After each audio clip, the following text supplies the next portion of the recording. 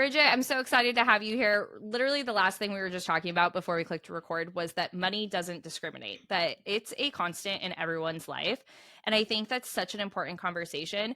And the first question I have for you is, why do you think people are so uncomfortable talking about money? Because even just saying that to people, like, everyone has money trauma or celebrations or things that they're working towards, but it's not something you typically sit down at the dinner table with your friends. I'm going to dinner with friends tonight, and we're not going to sit down and be like, so what do your bank accounts look like? How are you doing? Are you guys financially stressed? And why is it that this is such a hard conversation?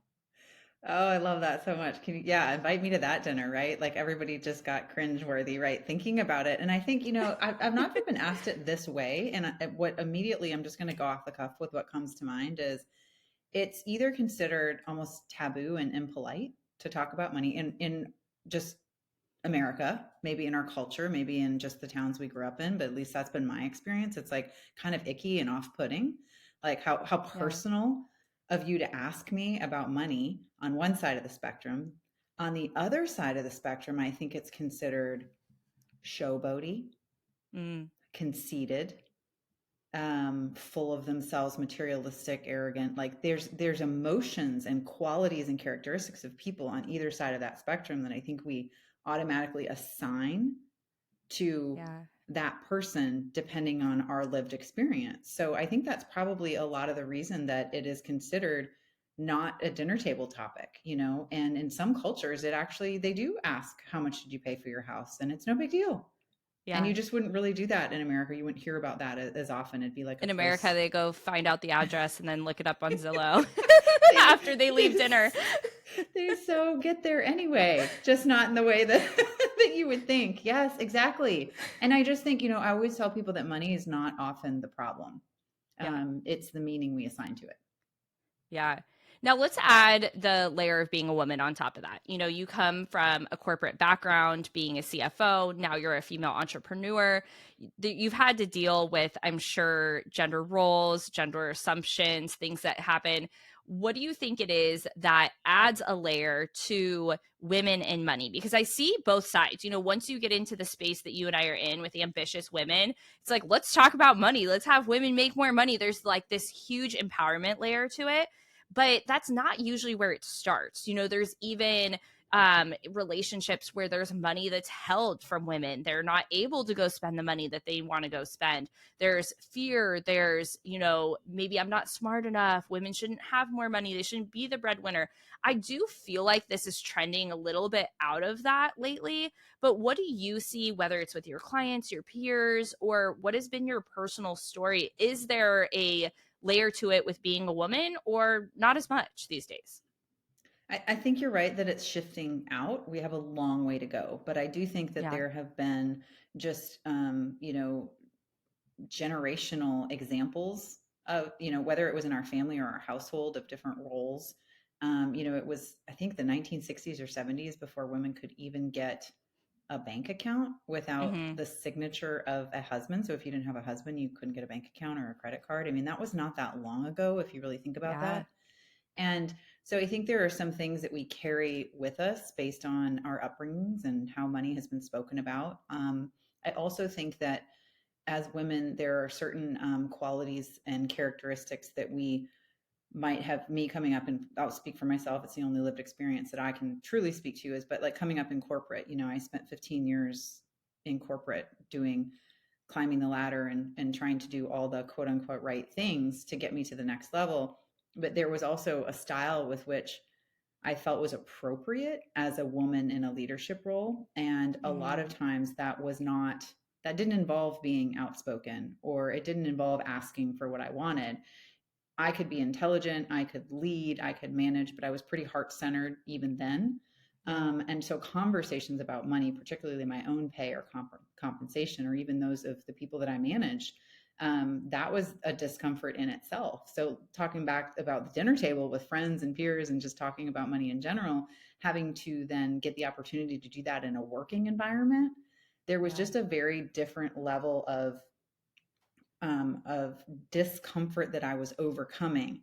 And at least there, I could kind of be playing a role. Like I was appointed be a Yeah. management position with an authority. Then you get out in the real world and you're just you represented and everything's kind of stripped off and it's just you having a conversation about it. And I do think that thankfully the conversations are shifting. There's more women in entrepreneurship. There's more women that are millionaires that are investing and being invested in. So it is starting to shift, but I think it just goes down like many beliefs all the way down to the root where it began to grow. And all Yeah. of us get the opportunity to unpack that and figure out where that is. And so, for example, I'm like a generation away from my grandfather on my dad's side was illiterate. I mean, literally never learned to read. Hmm. And that was my paternal grandfather, that was not that far away. So these examples that have been given and shown to us, we get to break those patterns, we get to break those molds. And with that comes a sense of responsibility, comes a sense of vulnerability. And the more that we can truly change and shift our narrative around what money means to us. So I said money's not the problem, it's the meaning we assign to it. If you figure out where your money story is growing and then you figure out the direction that you can really take it with what you want to accomplish in the world, money's the resource that can allow you to do that. And so it really Mm, opens up more opportunities than it does anything else. But it's up to us to figure out, well, where am I starting? Where's my baseline? yeah. Every single person has their own unique financial footprint. It is as unique as your DNA. You cannot change your DNA, but you certainly can change your money story and your financial footprint based on some actions and some rituals and some unpacking. And you know, like we said in the beginning, money doesn't discriminate. And thankfully, guys, it's not going anywhere. Yeah. So the sooner that we can take some inspired action to understand what the narrative is inside us about money, whether you're female or not, it doesn't, however, you walk through this world. I think the bigger story is, how does money allow me to do good in the world? And if my mission is big enough, then how can I change the narrative and actually create some inspired action to get the results that I really want to see, the impact that I really want to see, because it's just Yeah. a resource. In its simplest form, it is literally just a resource. And I love that you bring up, figuring out the impact that you want to make. And in the entrepreneur world, we hear this a lot, the impact you want to make with others with your business. But in motherhood, this is also super prevalent, right? The impact that you want to either give to your children or be able to donate to support a cause, to be able to go take yourself to Starbucks with zero guilt or get your nails done, whatever it is that you want to do, it really doesn't matter. And I love that you talk about like your money story is so unique to your genetics and your story could be so different. You talk about your grandfather being literate. So your money story probably could have started really simple. For someone listening, it might be like, how do you not have guilt over $20? Or how do you learn how to read a bank statement? Or Mm-hmm. how do you figure out how to budget an extra $100 a month? On the other end, it could be, I want to be a multimillionaire. I want to have investment properties. I want to be able to do these things. And there's no one right answer, right? It's just finding what is the money story you want to create? What is the impact that you want to create in your legacy, your family, your generation, and be able to build on that. But it can feel kind of overwhelming when we have these big conversations. We can be like, well, I don't know. I mean, I do want $20 more, and I also want an investment property. Like, how do I decide where I start? And I think what's interesting about being a money queen, as your book is titled, and really taking ownership of that title for yourself, is it kind of comes from these two different layers. It's going to come from one place of this mindset and mentality and doing that work you're talking about. And then there's also this like real spreadsheet side, right? Where you're going to have to look at some numbers and you're going to have to analyze those. So, where do you start? Do you start with a spreadsheet? Do you start with some of the Mm-hmm. mindset? How do you take the first step to figure out like what does it mean to be a money queen to you? Yeah. Oh, this is so good. And I want to, you hear money queen and you might have some sort of feeling in your body about that. Like, what is that? It's really a mindset. And, it tells you that it's about money and that it's that you want to feel like royalty around money. Yeah. And you want it to bring up things that represent potential impossibility more so than something like fear or shame or something, maybe not as favorable. And so I think the whole money queen model and the reason behind the book is to give really tangible tools as to how to start that progress process. And it doesn't matter if you're an entrepreneur and you run your own business, or if you're just, you just manage the finances of your household, right? They're all equally important, and they all have a lot of the same levers if you really think about it. And so I put together a bunch of resources to be able to simplify it for anybody who wants to be able to improve their relationship with money. And so, where I would start, first of all, I love spreadsheets, but I know that that is not everybody. So, you certainly don't have to start there. The one place that I always say to start is, a relationship with anybody deserves your attention, and money is no different. So, I always say schedule yourself a monthly money date.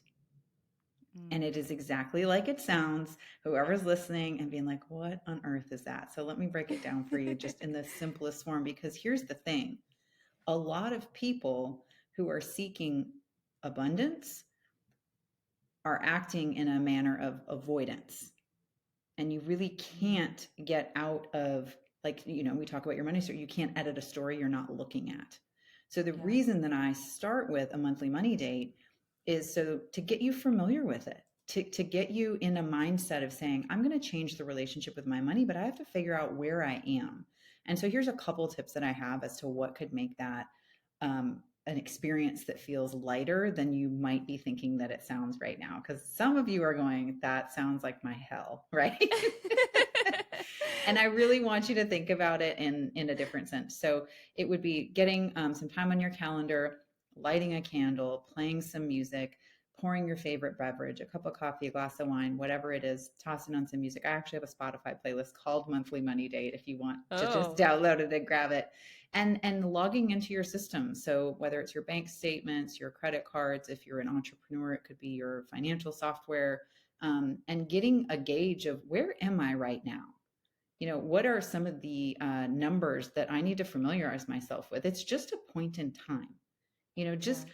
getting, even logging into your systems and knowing your password sometimes, ladies, is a win. I have women that wear crowns when they do their monthly money date, and I'm like, yeah, Oh hell my yeah, you gosh, I love do. it. It's your date. Treat it accordingly. You can do whatever you want. We get to change the narrative around whatever story, whatever belief, whatever thing that we continue to think that isn't serving us. We get the chance to change that, but that has to come with some action. So I think a monthly money date is kind of the lowest barrier to entry to be able to sit down, get all logged in, look at a couple of your numbers, see how it makes you feel, have some journal prompts on there, like what's coming up for me. You know, Yeah. if I'm here and I'm looking at these numbers and it's making me feel a certain way, which it likely will. I mean, it might not be the most comfortable date. Are any of them, like at the beginning, right? But it might not be Yeah. the most comfortable in the first time. But then you get progress. You start to figure out, well, if I'm not feeling so happy about this number, what are some of the levers I can play with in my life and my business to change that? And nothing feels better than progress. I don't care who you are. Like Yeah. if you're stuck, it feels just really debilitating. But when you start to take action and make really informed decisions, right? Then you start to realize your behavior matters, and you start to see your numbers shift for the better, and narrowing the gap between where you are and where you want to be. And there's a tons of tips and resources and tools and that can be specific to where you are in your life, that are in the book. And I just think that we have more control and more power than we sometimes give ourselves credit for. Yeah. I think that's a really good point because we do often give our control away, and we can often be like, well, my money situation is where it is, or you don't understand. I have this going on, or I have this that I have to handle, especially, you know, moms, I love you, but we can always have an excuse. Like there's always a reason that we're blaming either our situation or our kids or anything else. When the fact of the matter is, those are actually often our reason and our power, and being able to take that back. And so we have a choice to be able to do that. We have a choice to be able to make it what we want. And I love that you put like this real structure on a money date. And it's not structured because you make it your own, but you're really prioritizing it. You're putting on the calendar, you're making it fun and really finding this positive, because I think the historical like money date, especially with families, is like sitting down with your husband on bill paying night at the dining room table, going through the mail, yelling at each other about who spent too much money. And like, it's not this sexy wearing a crown, listening to a can or lighting a candle and listening to a fun playlist, like, and changing that narrative and taking back the power and really saying like, I'm in control of my money story. And okay, we might have to have a bill night too if that's how your family works, but being able to have your own thing, your own relationship with money, because it's actually not connected to your partner. It shouldn't be connected to your partner 100%. It shouldn't be connected to everything you have going on. Like, you have to have your own relationship with whether it's your coin jar or it's your giant bank account that is like flooding over. And so being able to have that, I think that's really, really great. So now, the next thing that comes up for me when I think about money stories and like figuring out how I want to take on what it means to be a money queen for me is like how much risk I put out there. Because we all have a different level of like risk adversity. If we want to become, you know, multimillionaires with millions of investment properties or whatever else, or if we're just like, I want to be able to pay my bills every month. But how do you kind of decide when you should take risk for a reward? And this might be like how you think about it for yourself personally, or even when you're looking at your client's statements, like, how do you know when it's the right decision to like jump into a business or go on that family vacation when it's a little tight, or really put the money out there when it maybe doesn't make sense, but how do you make that Mhm. decision? And I know it's so individual to the situation, but is there like any sort of equation you go through or feeling that you can tie Mhm. into it too? Yeah, it's really interesting. And as you're asking the question, like it's going tick, tick, tick, tick, and I'm going through my Yeah. brain and I'm thinking about all these times that I have put myself in a position that felt like a stretch. A couple Yeah. things that, and I'll give you a couple examples, and then I'll kind of tie back to the commonality that you're helping me actually uncover. The first one that comes to mind is divorce, right? That's a big decision, and that's also can be a financial decision for many Yeah. people if you are intertwined or dependent on each other, or you own property or whatnot. So I was divorced, gosh, 15 years ago. We were married for a couple of years, but so I'm going to go through the examples first, and then I'll tie them all together. So divorce could be one. Career transition. Yeah. I left the stability of a corporate job that I had worked my ass off for, that I was very proud of, that I had gone to school for. Everything was not a popular decision. Um, and then on the investment side of investing in a mastermind. So my first mastermind, I invested in Mm. 2009. And it was a big stretch for me. The investment was $8,000, that I didn't necessarily feel that I had, or I didn't have, I could get, but I didn't have. Yeah. Um, and I had to also get myself to LA twice from Atlanta. So it was a big investment, time and money, and all kinds of things. So those three examples, right? So divorce, career transition, and then making the leap to invest in a mastermind. The root of all of those that I'm seeing, and you're helping me see, just in the question, is that I could not imagine that my life was designed to make me feel the way that I was feeling in the moment. And I had to Mm. make a change. Like, I literally, in if anybody's been divorced, you understand that you go in with one expectation, and for whatever reason it doesn't work out, and it's devastating. There's a shame associated with it. This is not what I pictured. It's personally internalizing it. It's also thinking about what everybody else is thinking, and then it's unwinding and untangling whatever life you've created together. And it's very emotionally, can be just emotionally exhausting. With Yeah. a career transition, it's an identity. I had gone into this corporate career. I saw the ladder. I climbed the rung. I did all the right things. I relocated. I got all my certifications. I worked weekends. I did all the things to reach that top rung and ring the bell and make CFO. And I was 30 years old as a female, and I was a corporate CFO, and it was incredibly satisfying because I had done all these right things. I'm very logical. I did this, I got this, I did this, and this, all the way. And then after a few years, it just didn't feel right anymore. It did not feel like success. Something, I was Mhm. like, this cannot be it. This cannot be everything that I worked for. I feel like shouldn't feel this disconnected. And I had no language for it. Like I'm saying this like I had an ounce of personal development back then. I had zero. But I know now a lot more about it. And then on the third one with the investment in the mastermind, after I left corporate, I'm 8 years out now of being an entrepreneur. But in the beginning, I didn't know what the hell I was doing. I had no idea what I was doing. I was very isolating myself. You had mentioned it earlier, I just wanted to pay the bills because I associated making a lot of money with being burnt out. I didn't know there was another way. And so after 4 years of kind of spinning my wheels, having all the cry on the bathroom floor moments, trying to figure out, I was like, surely this is not why I left corporate. They cannot take, and I say they figuratively, my confidence didn't go with that resignation. Nobody could Yeah. take my experience away from me. I worked my ass off. I was skilled in certain areas that I could still apply in the world. I just didn't know how to do it on my own. So, where do I need to go? I cannot stay here. Oh my gosh, there's a room I can get into, I can invest in, I can start to see what's possible as an entrepreneur. I can rub elbows with people that really dream big and do big and just think of things so differently than I've ever been exposed to.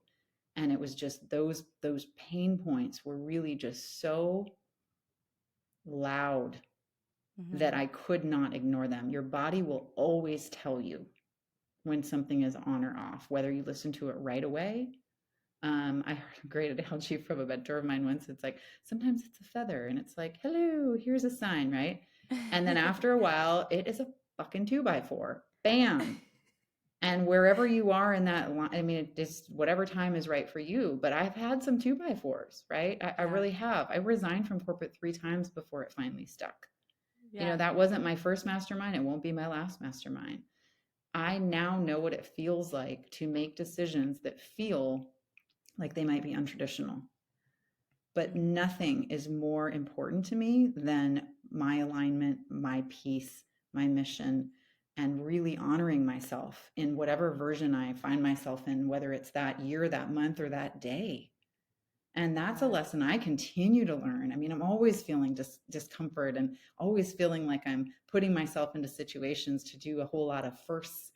And, I think the more that you do that, the more it becomes part of who you are. And that's how I think we continue to grow. One of my core values is curiosity.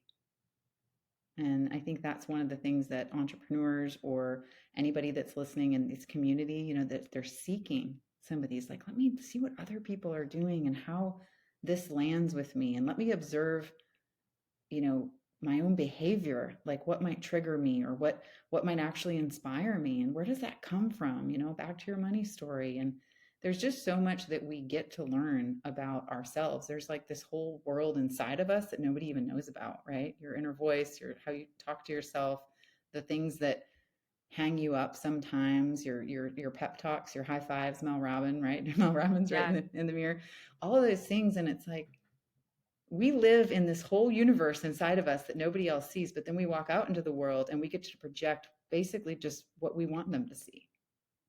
And I Yeah. think the more layers I've shed over the years, the more in alignment I felt, the more I've called in the people that I want to work with, the people that I want to spend my time with.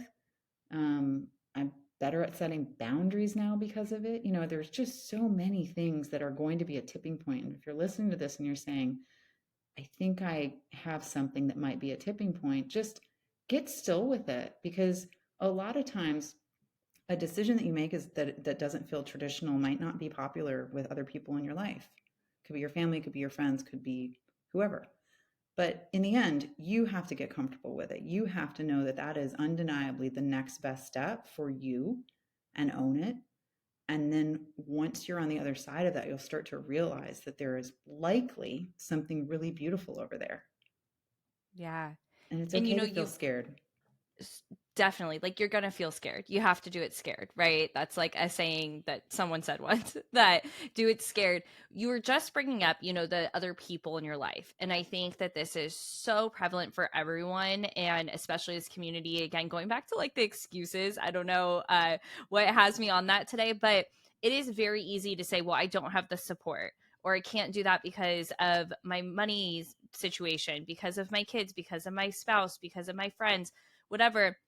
And I see this in two different ways. We have to either go seek, like you did in that mastermind, those people that you can draw inspiration from, those people that you can see a new light from, the people that can help you see where you want to go. And then we also have to get clear on where we set, like you said, those boundaries with maybe the other people that are in our life. Now, let's talk about just money. Let's say that, one, you could be tied up with family when it comes to money. Maybe you're living with family, you guys Mhm. own something together, you feel like you owe money to family, or you're supporting someone else. There's these actual situations where you're tied up. And then there's the judgment of, oh, well, if I go and I go on this vacation and I don't bring my parents, or if I go and I go on this investment property and my family's like, oh, must be nice, you could have helped us with that bill, or whatever else is tied up to you. There's that side of it. And then there's the you staying there too because you don't see how to get out. So, how do you Mhm. break both? How do you break Mhm. that you're stuck there because you feel like people are pulling you down? And how do you Mhm. allow yourself to crawl out of the bucket, if you will, and go find the other people to help support you? Yeah, I think, there's likely somebody, if not several people that are listening to this right now that might have a situation similar to this. And that's tough. I want to honor you because I think it probably started with good intentions where you might be in a situation that worked at a time. I'm using my corporate career, I use my marriage. I mean, hey, I'm an example of all of this, right? So it's the same concept, right? That you go into something with good intentions or out of necessity, and then somebody, we'll just use the example of living with family or staying with family. That might have been okay for a season, and that was exactly what you needed. But guess what? The season sounds like it's changing. Mhm. And so just because the season is changing doesn't mean you, that you have to stay anywhere longer than you feel like you're wanting to stay. And the reason that I kind of phrase it that way is because I'm thinking about the conversation, and I'm sure you are too. Like, how do you have that conversation? Here's the thing: all you can do is lead with love, be very clear, not make it about another person, and you Mhm. have to just detach from an outcome. Because any conversation that you have, I'm talking about with a family member, with a boss, with a friend, if you can lead with love and come at it from a way that feels within integrity from where you're coming from, you you can't control the outcome. So all you can Mhm. do is actually communicate it in a way that feels good to you so that you can walk away with a sense of pride that you didn't make it worse. Look, I have the sharpest tongue ever. I'm working on it. Right, when I get an argument, I'm like, I'm a verbal processor. Right, so these are some of Yeah. the things I'm working on. So I totally understand that. But when I can tell you with 100% um, truth here is when I lead with love and when I'm more intentional about my words and when I think about what happens after that conversation, I can release the outcome so much easier, because Mhm. ultimately the people in your life should want the best for you. And if this is what you truly feel like is the best for you, and that is somehow not landing with them, then it's probably time to disconnect so you can branch out, so you can start to fly and figure out what that next direction is for you. And then as far Mm. as the second part was being more stuck, feeling more stuck financially. Is that what that was? If you're, so the one is when you have the people pulling back, like you just said, and the other side that for me was finding people to not make me feel crazy. Like, I was Mm-hmm. like, oh, I can see that there are other Mm-hmm. people that have these same desires, dreams, thoughts, that want to do Mm-hmm. life this way. So Mm-hmm. if you don't have those people in your life, or they're not thinking about money the way you are, like, if you're sitting in a small home, you're paycheck to paycheck, and you're like, I know that there's a different, ability Mm-hmm. for me financially. There's people that are going to look at you like, you're crazy. You can't even pay Mm-hmm. your bills. But if you like have this feeling in you, how do you find the people that make you not feel Mm-hmm. crazy? Yeah, there's so much knowledge out there at different price points, right? So there's anything from books that you can start to read to feel inspired. There's podcasts. I love podcasts, and I know that your audience is here because they love your podcasts and hearing Yeah. stories, real life stories. Because these are the people that are going potentially before you or willing to share vulnerably something that you kind of haven't shed light on yet. And knowing that those people exist, whether it's in your ear or in the pages of a book, that can be a great place to start because it's fairly low cost, right? Then there's courses, there are mastermind groups, there are networking groups that I have found was the biggest trajectory change, in my life and business was getting in the rooms with people that were thinking bigger. I was so intimidated. I mean, oh my gosh, I just walked in there and thought, I am going to vomit right here because I just hadn't been in that room before. And everybody looked like they knew what they were doing. Everybody was just magnetic and energetic. And I had to show up for me in my investment. And I, inner pep talked myself into having conversations. And the more that you actually open up and do have conversations with people that you might put on a pedestal, the more human you realize everybody is. Yeah. And so, even starting there and saying, all right, every single person has something that they're going through that we Mhm. don't know about. Every single person is subject to self-doubt and fear. And, every single person might have that family member, insert whatever that means for you. Yeah. Nobody is really immune to some of the commonalities that we go through as humans and some of the limiting beliefs. I just started rereading The Big Leap because it's just such a great quick read. Yeah. And just to remind myself, because I'm doing a lot of firsts right now. I wrote my first book last year. I did my book tour. I'm doing a speaking tour. I'm recording the book on Audible right now. And even that, I'm like, these are my words. Why is this not coming out with more ease? Just there's so much out there that I think we sometimes miss the meaning behind the lesson. And just really, I just think that it's so important that community and peer groups, whether it's virtual or in person, um, will allow you to look at things differently. You're going to have different conversations. People are asking different questions. There's an energy that people kind of move throughout a room differently when they are feeling expansive, when they're truly tapping in and interested and listening to what you're saying versus putting you in a box where they saw you when you were 17 years old. Yeah. And no shame on family. I love my family. They're just not around to help me grow my business. It's just a different role that they play in my life. And I think that's such an important piece, marker that you can make for yourself when you realize that people play a certain role in your life. And it doesn't mean you have to get rid of them. And it just means that they're not meant to be every part. And that's actually given me a ton of clarity in my life and business is when I think of experiences and people as puzzle pieces. And I think about like my life being one giant puzzle, and I'm going to find all these different puzzle pieces that are going to play a part in it. And it helps me, for one, reduce the guilt of feeling like I need to nurture relationships in a certain way that I don't. And knowing that each piece is going to go into it, but it doesn't have to be my end all be all, whether it's even like a mastermind or an investment. It's like, okay, Mm-hmm. that's not going to answer everything, but what piece is it going to fill? It's going to be a puzzle piece. And it, reminds me in your book, you have the 4 R's for the money queen model. And the first one, if I remember correctly, is rainbow.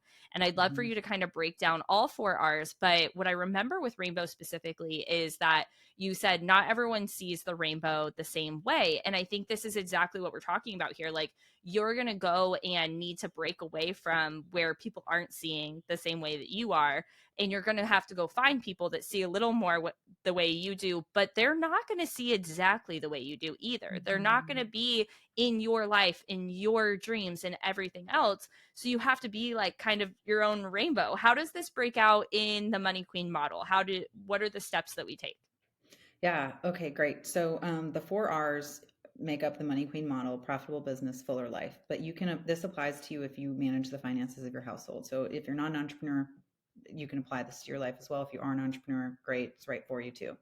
So the first R is rainbow, as you mentioned, and that signifies your fuller life. So, in order to live a life that you feel really proud of, that energizes you and that really lights you up and gives you that sense of purpose and impact, income will come later. You have to define it, and it's going to change. Remember, all I wanted was to ring the bell and be a corporate CFO, and I did all those things, and it worked for a while, and then I changed. So I had to redefine what success looked like. So the rainbow signifies your fuller life, and the reason that I chose that symbol, first of all, it's an amazing symbol. It represents so many amazing things, right? Pot of gold, equality, luck, all kinds of things. Yeah. But what science will tell you is what you said: no two people see the same rainbow. And I want to remind you always, always, always that the life that you desire is not out there on social media. It's in your body, basically telling you, when do I feel my best? What are my personal core values? What drives my decisions? What do I envision myself doing when I feel my happiest, my most fulfilled? And it's different for every single person, but so often we chase other people's rainbows.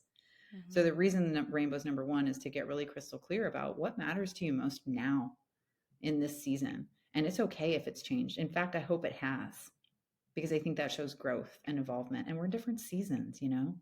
Like, I'm about to have my half 90 birthday in like a month. And and that's crazy to me. But in my 20s, it was Yeah. just different. I valued different things. I prioritized different things. I lived in a different area, all those things. So rainbow's number one. Number two is revenue. And so for your business owners, that's your revenue, generating revenue. Your business just cannot run without it. How you're going to market, how you're serving the world. What is the purpose of the Mm-hmm. business, a product, a service, those kinds of things. And you just have to be able to really zero in on the revenue, because that's the cash that fuels the business. And Yeah. if you're not an entrepreneur, it might be however you receive income. Whether you work and have a W-2 income, whether you're not the number one earner, you're the caretaker and the manager of the household, which is so incredibly important. Those kinds of things, revenue can really apply across the board there. But that's why it's number two, because you need the fuel to be able to go on the journey. Number three is resources. So resources, it's about optimizing them. You have to be able to say, how am I spending my most important resources? Money is a renewable resource, right? We can generate more of it. Mm-hmm. Time is not. So the four resources that I go through in the book to optimize are time, people, so team or people, money, and energy. Because when we wear all these hats, we do all these things. You think of all the roles you play in your life. You're a daughter, you're a mom, you're a business owner, you're a wife, you're a member of certain groups and committees, and just all these different roles that you play. And it's there's one source of energy, and it's you. And so often we try to give 100% in all areas, and it's just the math don't math like that. It's not something that I think just said on something that we said. She said the math don't math, and that stuck with me. Is Yeah. it's really really important that we try to be able to say, how do we optimize what we're given in a certain day. And so optimize. So resources is number three for that reason, because resources are actually how the key to profitability, because it's not what you sell it for in the revenue, it's what you get to keep after everything Yeah. else is paid. So resources are number three. And number four is rituals. Think of your monthly money date, right? Think of the way that you're having conversations about money. Think of the things that you're seeking, or maybe you're just researching, to use your example, places to live. Maybe I want to put myself in a different situation. Those are all just progress steps. They're just little mini milestones. And so these rituals that we create, hey, I'm going to do one thing that's going to get me closer to this goal, because there's probably 100 steps to get me to that goal. What is one step I can do today? Progress feels great. So if you think about your financials just being your results, you change your rituals, you change your results. And that's why the fourth R is the rituals. I love that. I think I think you really have it all between those four R's, and it brings so many things up to mind for me. But it's really with the last one, rituals. There's this saying of how you do one thing is how you do everything, and I actually have some varying opinions on that, because I think we get to show up as different versions of ourselves, but in each version of how we show up, we want to be mindful, and that mindfulness can come from our habits and our rituals and how we go about things. And I think that we often get stuck in this cycle of life of just, we wake up, we go do the thing, we go to bed, we do it again the next day, Mhm. and that becomes a ritual. And when we're talking about money, or we're talking about changing our life or creating that rainbow, life that we want to create, we have to kind of like pause and take a step back and think Mhm. about, what are my current rituals? Because we all already have them. We're already doing something, but how do you make it something new? How do you make it a new story? And then how does that go into how you're having those four resources, then also Mhm. your revenue, and creating that rainbow? So I love that. It reminds me of a rainbow, because it's like, okay, you go over the arch to one side and then you go back to the other, Yeah. and really going back to both sides. So I absolutely love that. Now, what are things that have been core in your life to actually do this? Because I love going through the 4 R's, but when it comes to a day to day, when we talk about a ritual, we talk about a money routine, what are some of the things that you do on a regular basis, whether it's first thing when you wake up in the morning, or once a month, or however it fits Mhm. into your life, that has let you take this path to your own rainbow and your own Mm, success? mm. Oh, I love this question. And when it really lands and feels in gratitude, I could tear up because I remember what it felt like to be in my just so far out of alignment. And Mm-hmm. sometimes, I'm 8 years in now, and each year has looked very different as an entrepreneur, but I have to almost remind myself what it was like before. And I'm a big morning person. I love early mornings. So morning candle, coffee, and journaling is a big thing for me. And that's been my most consistent practice for probably the better part of the last 3 years. And I think it allows me, I mentioned I'm a verbal processor. Well, guess what? Maybe not everybody wants to hear it sometimes. My journal does. And so, do you use um, journal prompts, or do you just go for it, I whatever's on just your go mind that for it. day? Yeah, I've kind Okay. of found a little bit of a rhythm. Sometimes, if there's a prompt that really lands with me, I will journal on it. I also listen to a lot of playlists, and sometimes just a song will prompt something, or it Yeah. just feels like it lands just right. I also track my cycle. So I write the date, I write the day of my cycle, and I kind of write a theme of how I'm feeling or a word or something like that. And then if a song comes on, I mean, it's probably like squirrel brain, like if ever, Yeah. anyone ever read it, which please don't. But it is one of those things where I'm just processing, I'm unloading things, I'm making commitments to myself. When I get in those doubtful stages, I'd like to get it down on paper and watch myself bring it back around with the tools that I have. It's just very soothing for me. I love to journal on a plane and even just, set some intentions for the trip that I have coming up. So journaling has been a big thing for me. Um, Another thing is my calendar review. I think early on in entrepreneurship, as many of us do, or early on, and think moving to a new city, moving to a new town, being in a new mom group, right? It's like we just say yes to everything, right? Like we want that sense Yeah. of belonging. In entrepreneurship, we want the client, we want the opportunity. And so just a calendar review at the end of the month. So today's the first, so I'm doing February today, is pulling up my calendar and really analyzing, what gave me energy and what didn't. And I have a resource in the book about it, but you basically just take a piece of paper and draw a line down the center and see what you want to do more of and what might not be repeat worthy. It's no shame in it. It just might not have given you, I say it either gives me money or joy. And if it gives me both, I want to double down on that, just based on my personal goals, based on my rainbow, right? Based on what I say Yeah. that I want to do. Is my calendar really reflecting that? And I put everything in my calendar, my personal stuff, my business stuff. And it's just really important to me that I protect that sacred space and I have some white space in my calendar. I certainly love to be productive, but I had to unlearn what productivity looked like because I was no longer in an office. I wasn't driving there. I wasn't sitting in a desk. I wasn't giving performance reviews and talking about financials with all the leadership team. I wasn't doing any of that anymore. So becoming an entrepreneur and having my own space, I really had to unlearn what a productive day meant for me. And it took a while. And Yeah. so I have this white space so that I can implement some rituals like journaling in the morning, like my calendar review. Like I love going for a walk. I mean, nature is just, I say I'm solar powered. I just love to get out and just Yeah. get a little glimpse of energy. And I just got two new Frenchie puppies. So that's Oh. been a little bit What are their names? Bella and Chloe. Oh, so cute. They're shaking up my routine a little bit, but they do sit on my lap when I'm journaling, and I this is where I could kind of tear up because I was like, I had envisioned that about 3 years ago when we had to say goodbye to our dog. It's things like this, guys. Like, it's not always a yacht, it's not always chartering a jet. It can be. I want all that too.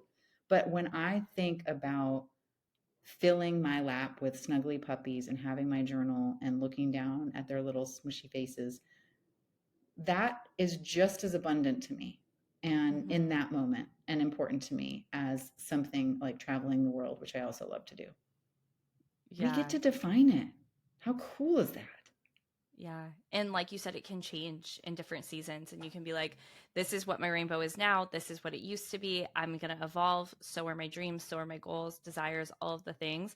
So I absolutely love that. And I love that you really talk about the simplicity of like, sometimes it is truly just like a nice beverage, snuggles with whatever you want to snuggle, and writing down, what feels good to you. And I think that that is so, so important. Before we jump into my last couple of questions, we can get the book Money Queen on Amazon. And where else can everyone connect with you?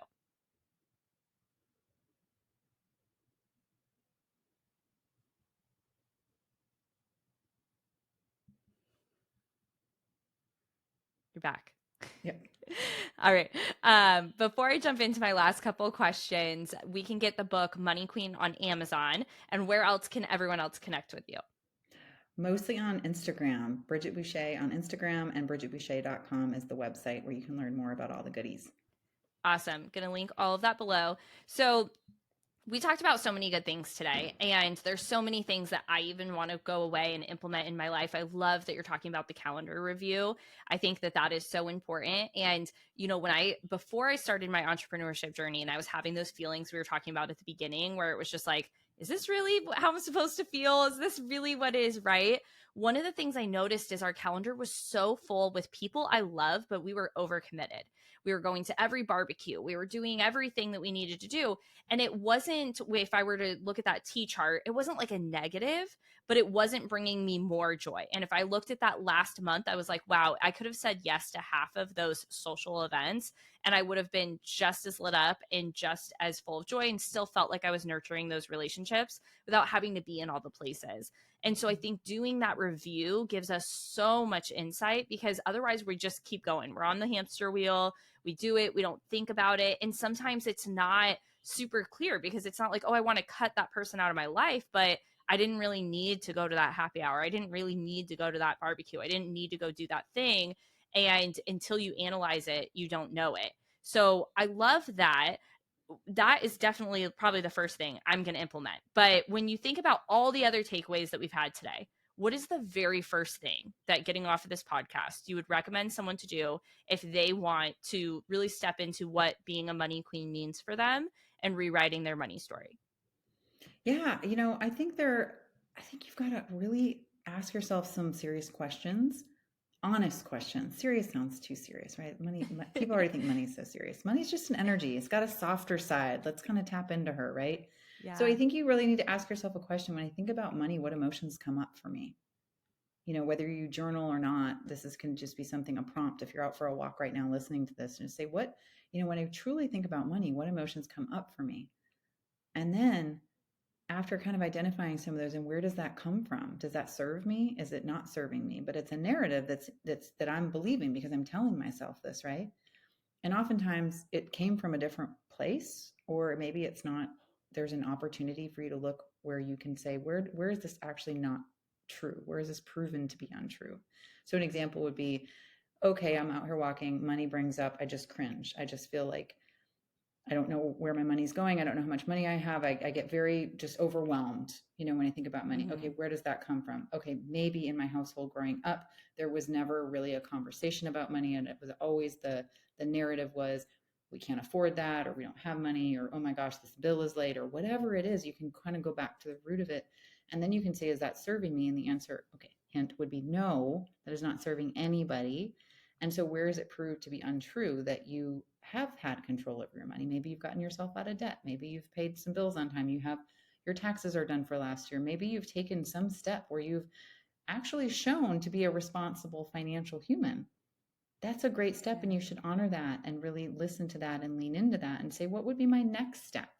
Because we're all a work in progress. We're all in practice to be able to improve our financial literacy, our financial acumen, just whatever you want to call it. But these rituals that you can kind of use to soften up your relationship with money, I would always start with you, because no one can describe that except you. Yeah. When you're being really honest with yourself, there's no one. I can't sit here and tell you how you feel about money and how you got there. Hmm. But give yourself the gift of understanding it for yourself and watch your world change.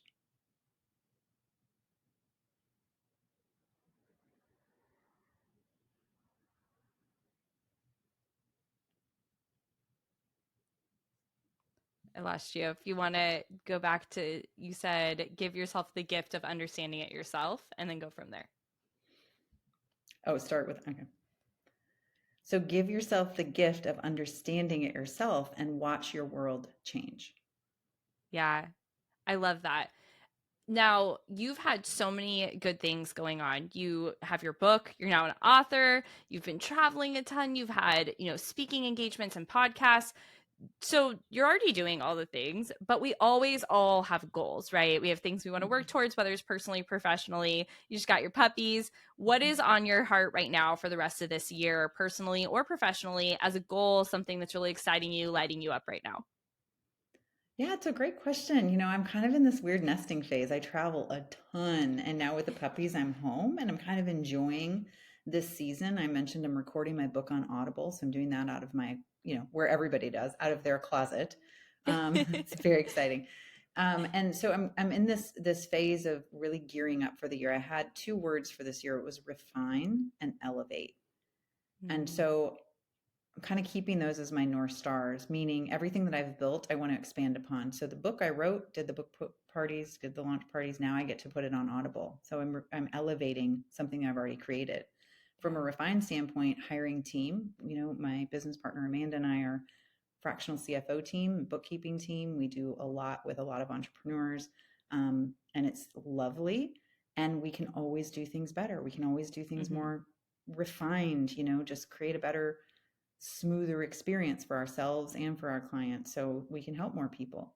And so those are the modes that I'm in right now. The speaking tour is probably the thing I'm the most excited about. I've really enjoyed talking to other entrepreneurs, other women, being able to share really vulnerably and openly a lot of the stories that, have proven to be relatable to a lot of us, with the hopes that people can find themselves in my story and then Yeah. take the next step wherever they are today towards that financial empowerment and just give them the tools to do so. It's about impact, and I think it takes many forms. Money is the modality with which I serve, but it's so much more than that.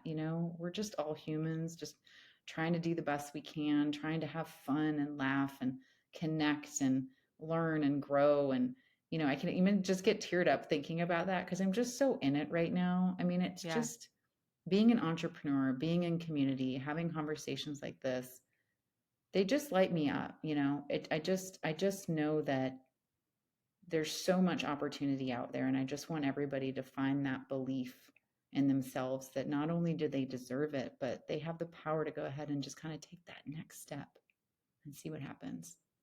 Gosh, that's so good. I'm so excited for you. So excited to be a part of that journey and have you on here. Can't wait for everyone to grab Money Queen. It is linked right down below. You can get it on Amazon. And it's a quick read. So you can jump right in and get that done and change the narrative for you and your family. Absolutely love that. Thank you for being here, Bridgette. You're welcome. Thank you, Kelsey.